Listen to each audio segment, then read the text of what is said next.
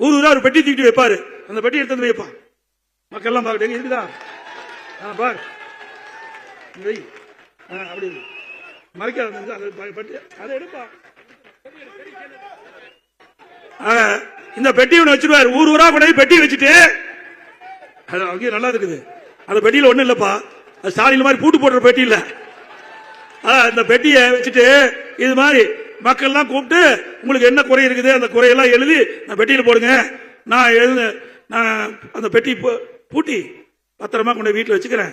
ஆட்சிக்கு பிறகு அந்த பூட்டை திறந்து அந்த பெட்டியை திறந்து நீங்க கொடுக்கிற மனுவை படிச்சு பார்த்து தீர்வு வாங்குறேன். அப்படி ஏதாவது நான் தீர்வு காண தவறினால், உங்களுக்கு அந்த தீர்வு கிடைக்கவில்லாட்டால் நேரடியாக கோட்டைக்கு என்னுடைய அறைக்கு வந்து கதவு திறந்து இருக்கும், நேரடியாக வந்து குறையை தீர்த்துக்கலாம்னு சொன்னார். இப்ப சாவி தொலைஞ்சு போச்சோ பொட்டியே காணாத போச்சோ தெரியல. எப்படியெல்லாம் மக்களை ஏமாற்றுகிறார் என்பதை பாருங்க.